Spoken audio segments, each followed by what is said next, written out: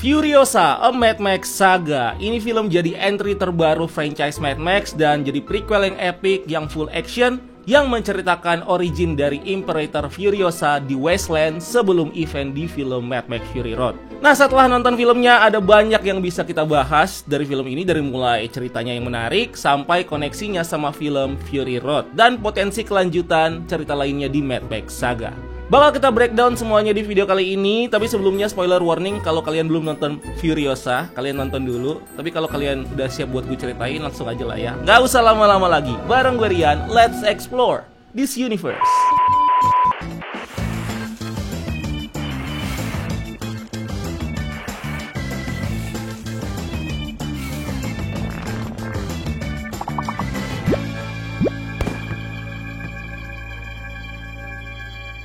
Furiosa, A Mad Max Saga. Film ini dibuka dengan nge-set up tone dan setting dari dunianya. Ini bertahun-tahun setelah runtuhnya peradaban manusia akibat perang sumber daya dan bencana nuklir global. Australia jadi wasteland radioaktif yang tandus. Tapi ada tempat yang bernama Green Place, salah satu wilayah subur yang tersisa. Di mana tempat ini kaya akan air segar dan pertanian, bahkan ada listrik juga. Di sini kelihatan ada solar panel dan turbin angin yang ada di Green Place ini. Ladang subur ini ditinggali sama suku Fufalini of Many Mothers, sebuah klan yang beranggotakan para wanita yang punya tugas buat merawat dan melindungi daerah Green Place mereka. Sayangnya, suatu hari Green Place ditemukan sama para raiders dari geng motorbike Biker Horde yang langsung mengambil sumber dayanya. Mereka berusaha dicegah sama Furiosa kecil dan sahabatnya yang bernama Valkyrie pas mereka lagi memetik buah peach. Anyway, Valkyrie di sini berhasil survive dan dia muncul di Fury Road dan jadi anggota termuda Fufalini yang masih tersisa dan sempat reunian sama Furiosa. Tapi nasibnya berakhir tragis dan mati ditabrak sama mobilnya The People Eater. Furiosa mencoba menyabotase sepeda motor para raiders ini, tapi mereka notice dan menangkap Furiosa sebagai hadiah buat leader mereka, Warlord Dementus. Furiosa terus memakai peluitnya buat memperingatkan suku Fufalini lain untuk datang membantunya. So, di awal sequence tadi sempat dibuka dengan warna hitam putih sebelum transisi menjadi berwarna. Nah, ini menggambarkan dunia dan hidupnya Furiosa yang mulai berubah waktu si Furiosa ini memetik buahnya. Nah, ini jadi simbolisme seperti cerita Hawa dan buah terlarang atau buah kuldi. Dan Green Place-nya ini jadi ibarat Garden of Eden atau Taman Eden atau taman surganya lah. So, sama seperti Hawa, waktu dia memetik dan memakan buah terlarang ini, udah diperingatkan juga kan sama temennya, Furiosa akhirnya juga dapat konsekuensinya. Dia diambil dan terbuang di wasteland yang liar. Mary Jo Basa, mamanya Furiosa ini mengejar para raiders ke Camp Horde dan berhasil menghabisi mereka satu persatu, kecuali satu anggota. Raider terakhir ini berhasil mengantarkan Furiosa ke Dementus, tapi Furiosa ngelukain dia sebelum dia ini mereveal lokasi Green Place ke siapapun. Mary Jo terus menyelinap ke Camp Horde dan dia berhasil membebaskan Furiosa. Mereka lalu dikejar sama para anggota Biker Horde. Mary memutuskan buat tetap di belakang buat ngasih Furiosa cukup waktu untuk melarikan diri. Mary ngasih Furiosa biji buah peach supaya Furiosa ini tetap ingat sama ibunya.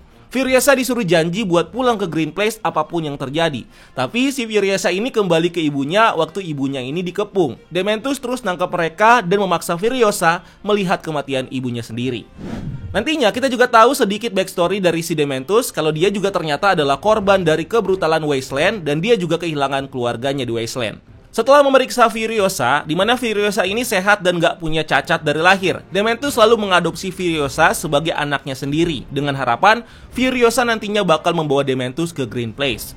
Furiosa akhirnya jadi bagian dari kru Biker Horde. Dia diam-diam menato peta bintang yang mengarahkannya ke Green Place di tangannya. Ini biar dia bisa menemukan jalan pulang nantinya ketika dia bisa berhasil lolos. Suatu hari, Dementus dapat info lokasi tentang ladang subur lainnya dari seorang warboy yang terlantar. Mereka terus pergi mengepung tempat yang dimaksud, yang ternyata adalah The Citadel. Info dari warboy ini ternyata adalah jebakan dan Biker Horde disergap dan dipukul mundur sama pasukan warboys yang lain. Mereka adalah pasukan fanatik anak buahnya Immortan Joe, warlordnya Citadel. Dementus terus tahu nih soal hubungan dagang antar Citadel dengan tempat lain yang bernama Gastown. Ini adalah sebuah kilang minyak yang memasok bensin ke Citadel. Dementus langsung dengan cepat mengubah arah buat merebut Gastown. Dia menggunakan strategi Trojan Horse, pura-pura menggunakan Warwick dan anak buahnya nyamar jadi Warboys buat masuk melalui gerbang pertahanannya. Dan akhirnya mereka berhasil mengambil alih Gastown. Citadel dan Gastown ini adalah bagian dari 3 Fortress of the Wasteland. Ini adalah jaringan fortress yang saling bergantung satu sama lain dan bekerja sama menjadi penghasil sumber daya dan produk terpenting di Wasteland. 3 benteng ini ada Citadel yang tentunya menyediakan makanan dan air, ada Bullet Farm yang menyediakan amunisi, dan ada Gastown yang menyediakan bahan bakar. Mereka ini bergantung satu sama lain buat menjaga ketertiban, di mana ada pengiriman rutin menggunakan truk tanker Warwick yang mengirim suplai dari satu benteng ke benteng lainnya. So, Dementus yang mengganggu tatanan ini memaksa Joe buat melakukan negosiasi perdamaian. Joe setuju buat mengakui otoritas Dementus atas Gastown asalkan dia juga memenuhi tanker bahan bakarnya. Tapi Joe juga tertarik sama Furiosa sebagai calon breeder atau istrinya dia di masa depan. So, dia minta Furiosa juga untuk jadi bagian dari deal ini. Sebagai imbalannya, dia juga bakal meningkatkan pasokan makanan dan air ke Gastown. Joe juga minta dikasih si Organic Mechanic, dokter pribadinya Dementus. Dia sendiri juga muncul nih di Fury Road dan udah jadi bagian dari krunya Immortan Joe sebagai dokter yang ngurus treatment medis di Citadel dan buat juga para si istri dan breedernya si Joe.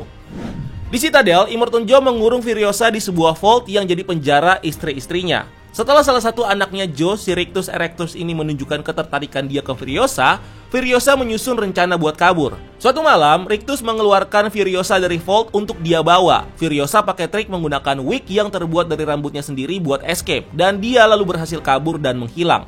Furiosa melanjutkan hidupnya di antara rakyat miskin di Citadel. Dia menyamar jadi anak laki-laki bisu. Lama-kelamaan, Furiosa naik pangkat dan jadi mekanik berbakat. Dan dia juga jadi anak buahnya Immortan Joe dalam kurun waktu lebih dari 1 dekade. Dia juga membantu membangun Warwick, truk tanker suplai bersenjata lengkap yang bisa menahan serangan perampok di Wasteland. Nah, saat mengirim suplai ke Gastown, Warwick-nya diserang oleh Mortiflyers yang di-lead sama Octobos, salah satu komandannya Dementus yang berontak. Nah, krunya Furiosa di sini semuanya banyak yang tewas, cuma menyisakan komandannya si Praetorian Jack dan si Furiosa yang selamat. Furiosa mencoba membajak Rick dan kembali ke Green Place, tapi Jack menggagalkannya. However, Jack ngelihat potensi Furiosa dan nawarin buat ngelatih Furiosa menjadi Road Warrior, supaya nantinya dia bisa melarikan diri dari Citadel. Asalkan Furiosa ini membantu dia membangun kembali krunya. Singkat cerita, Furiosa jadi orang kedua di komandonya Jack, dan dia dipromosikan menjadi Praetorian juga pada akhirnya. Jack dan Furiosa jadi dekat dan memutuskan buat melarikan diri bersama suatu hari nanti. Nah, buat kalian yang bingung, Praetorian sendiri adalah gelar yang terinspirasi dari nama Praetorian Guard, yaitu unit elit tentara kekaisaran Romawi yang bertugas sebagai pengawal pribadi dan agen intelijen para kaisar Romawi. Immortan Joe lalu memutuskan buat menyerang Gastown karena Gastown ini tidak mengirim balik minyak dari sana. Ini juga karena mismanajemennya Dementus yang diprotes abis-abisan dan udah nggak dipercaya lagi sama pengikutnya di sana. Ini bikin fasilitas Gastown hampir berantakan. Joe lalu memerintahkan Furiosa dan Jack buat mengumpulkan senjata dan amunisi dari Bullet Farm. Tapi Dementus ternyata udah lebih dulu menyerang dan menguasai Bullet Farm, dan dia juga menyergap Warwick-nya Furiosa. Furiosa dan Jack nyaris nggak bisa melarikan diri, dan tangan kiri Furiosa juga jadi terluka parah. Dementus lalu mengejar mereka dan menyiksa Jack sampai mati. Furiosa berhasil lolos dari rantainya dengan memotong tangannya sendiri yang terluka supaya dia bisa kabur. Nah, tangannya yang dipotong ini adalah tangannya yang punya tato peta bintang supaya dia bisa kembali ke Green Place tadi yang adalah sebuah peta. Nah, di sini ada cameo singkat nih dari Max Rokatansky alias si Mad Max sendiri sama mobil ikoniknya V8 Interceptor. Ini di sini shotnya juga mirip banget sama shotnya yang ada di Fury Road. Max lalu melihat Furiosa jalan di gurun buat kembali ke Citadel, tapi akhirnya pingsan. Nah, beberapa saat kemudian, Furiosa terbangun udah ada di sebuah gua di bawah Citadel, tanpa ada yang ngejelasin kenapa dia ini tiba-tiba ada di sana. So, ini kayak ngasih tahu kalau Max mungkin adalah orang yang menyelamatkan Furiosa dan ngebawa dia balik ke Citadel. Artinya, Max ini udah punya impact di hidupnya Furiosa bahkan sebelum mereka ini ketemu di Fury Road. So, event di film Fury Road itu adalah reuni sebenarnya ya, bukan pertemuan pertama mereka. Cuma mereka aja nih yang mungkin gak ingat satu sama lain. Anyway, karena mukanya di sini nggak kelihatan, jadi Max di sini bukan yang diperanin sama Tom Hardy ya, tapi sama stunt double-nya yang bernama Jacob Tomuri. Furiosa lalu ngasih tahu Joe soal invasi Dementus dan merencanakan penyerangan balik. Ini akhirnya memicu perang Wasteland yang berlangsung selama 40 hari antara kubu Immortan Joe dan Dementus, di mana sebagian besar horde-nya Dementus ini juga terbunuh.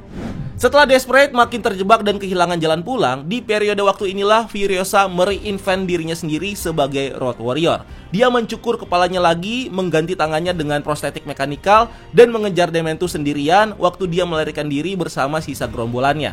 Nah, setelah pengejaran yang lama, Furiosa akhirnya menangkap Dementus di padang pasir. Dementus ngejek Furiosa dengan bilang kalau balas dendam ini nggak akan membuatnya utuh lagi. Dalam sebuah voiceover, narator ngeklaim kalau Furiosa memenjarakan Dementus di Citadel dan menggunakan tubuhnya sebagai pupuk buat menumbuhkan pohon peach dari benih yang dikasih ibunya. Atas jasanya mengalahkan Dementus, Immortanjo lalu mempromosikan Furiosa menjadi Imperator dan ngasih dia Warwick baru untuk dikomando sama dia. Dan saat pohon peachnya akhirnya berbuah, Furiosa ngasih buahnya ke istrinya Immortanjo yang ditawan. Dia akhirnya ketemu sama 5 istri Jo yang tersisa di lemari besi, tempat si Jo ini pernah menahan dia. Dan final scene-nya, Five Wife ini diselundupkan dan bersembunyi di Warwicknya Furiosa pada malam sebelum misi mengambil supply. Dan ini nge-setup event yang berlanjut di film Mad Max Fury Road. Emang bener-bener back to back atau nyambung.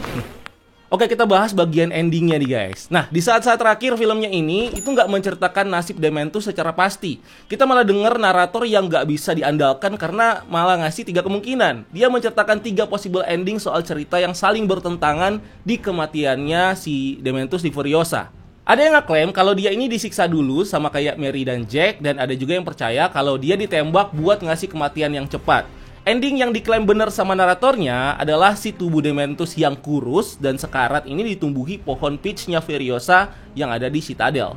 Framing narasi utama di film ini dibuka dan ditutup sama narator yang disebut sebagai History Man, seorang yang ahli dalam sejarah pra-apokaliptik, sains dan juga teknologi. Mereka ini kita lihat melayani Dementus kalau di film Furiosa ini. Nah, secara kolektif, mereka ini dikenal sebagai kelompok sejarawan yang mencatat peristiwa yang terjadi setelah The Fall. Nah, The Fall ini adalah runtuhnya peradaban manusia karena langkanya sumber daya alam yang jadi awal dari dunia distopianya Mad Max sejak film Mad Max pertama. History Man ini bertindak sebagai pengumpul dan pengajar soal pengetahuan yang hilang, juga soal kisah-kisah yang ada di Wasteland. Jadi mereka menceritakan kisah-kisah ini ke para penduduk Wasteland. Ada banyak cara sebenarnya untuk menunjukkan pengetahuan ini, tapi yang paling mencolok yang kita lihat adalah dengan menato kata-kata sejarah di kulit mereka.